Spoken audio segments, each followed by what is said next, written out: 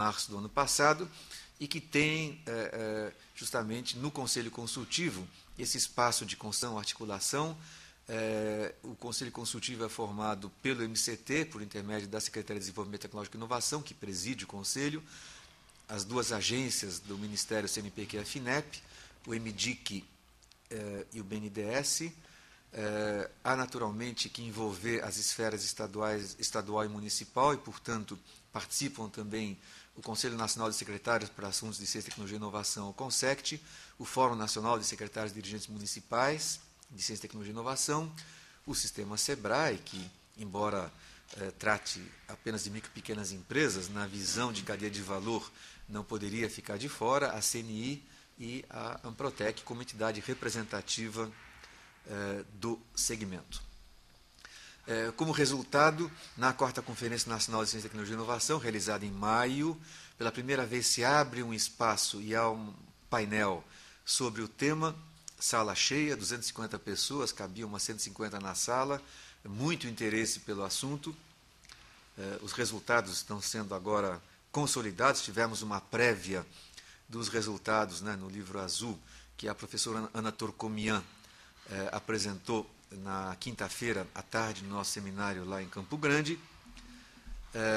Aproveito para lembrar que o lema da 4ª Conferência Nacional é Ciência, Tecnologia e Inovação como política de Estado para o desenvolvimento sustentável, né? Sustentabilidade passa a ser um elemento essencial, e foi justamente o mote do seminário que acabamos de realizar na semana passada, com bastante êxito, né? Tanto em termos de participação, 670 participantes, apesar da conferência, digamos, de certa maneira, concomitante, que se realizou em Washington, que muitos participantes acabaram indo para lá, na área de competitividade e inovação, Brasil e Estados Unidos, um conjunto de materiais extremamente importantes que serão também disponibilizados um pouco mais adiante, e o tema, como vocês veem, é desbravando, foi, né, do seminário, desbravando campos inovadores, desenvolvendo empreendimentos sustentáveis.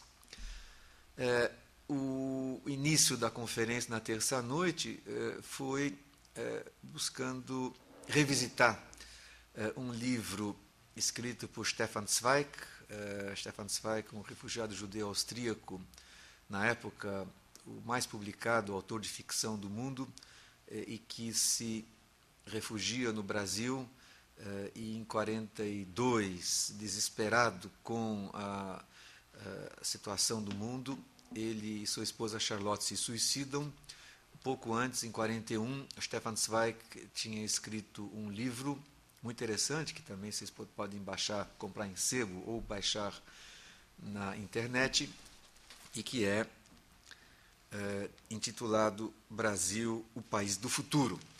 Então, o que eu penso que nós estamos fazendo, algumas décadas depois, é ajudar a construir o futuro. Eu também, e foi o motivo pelo qual isso foi utilizado na abertura do seminário da Amprotec, porque o Stefan Zweig escreve esse livro em 1941 e se suicida junto com Lott em Petrópolis, com uma carta que ficou muito famosa, não é?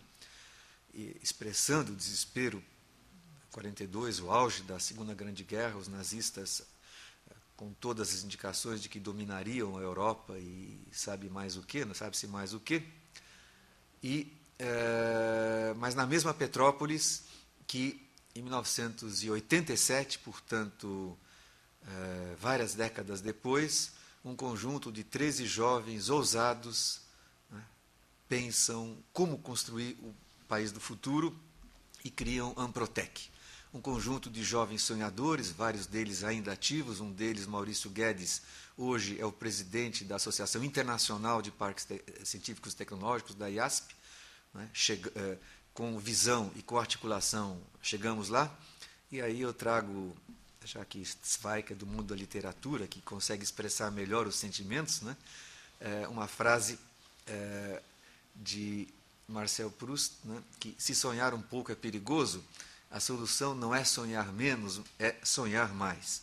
E me permito, e acabo aqui, trazer uma lâmina adicional, mas também ter a competência e os apoios para fazer acontecer os sonhos. Muito obrigado.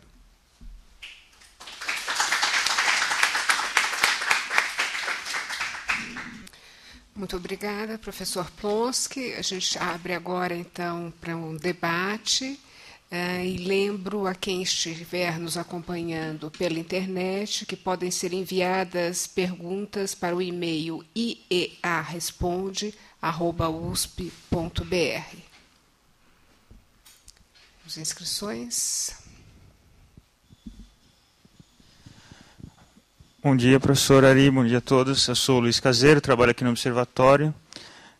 Eu gostei muito da apresentação, você mostrou muito bem esse belo esforço que tem sido feito já há algumas décadas, alguns momentos mais intensos do que outros, de construção, de estimular a inovação, principalmente a tecnologia nas empresas, por meio dos parques tecnológicos das incubadoras. Eu gostaria de, mas apesar disso, eu gostaria de saber assim, em que ponto que você acha que a gente está em relação aos outros países em desenvolvimento, principalmente os asiáticos, ou pode ser os... Bom, é que os Estados Unidos é outro nível, outro patamar por enquanto, mas principalmente os asiáticos. E o que você acha que a gente pode melhorar mais? Quais são os próximos passos para se dar?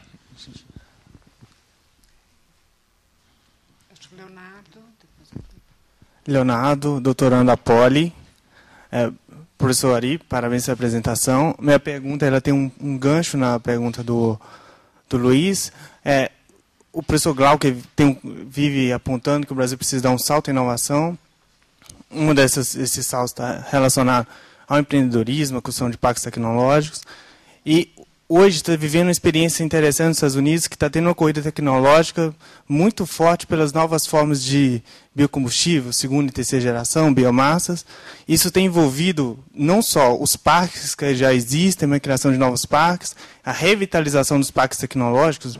O Vale do Silício está se tornando um centro mundial, novamente, de pesquisa e criação dessas empresas. E isso envolve uma articulação única e vertical da política americana de geração de empresas, articulando universidades, centros de pesquisas, incubadoras.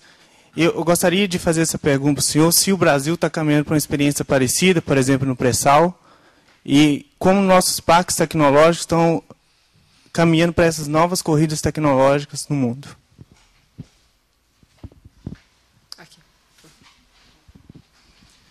Bom dia, Zacarias, doutorando aqui da FEA. Quero parabenizar o professor Plonsky pela apresentação. A minha pergunta vai na linha daquele quinto módulo que foi falado sobre as políticas públicas, né? Então, a minha dúvida é saber se, primeiro, a sua análise sobre como que a gente está em estágio de políticas públicas que apoiam os parques tecnológicos e como que é essa dinâmica dessa interação entre o poder público no nível local, estadual e federal. Quer dizer, como que há essa interação e se no Brasil a gente tem esse direcionamento mesmo de trabalho conjunto para o desenvolvimento.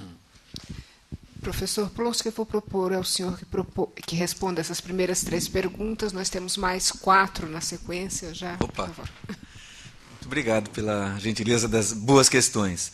Bom, eu vou tentar manter aqui a ordem.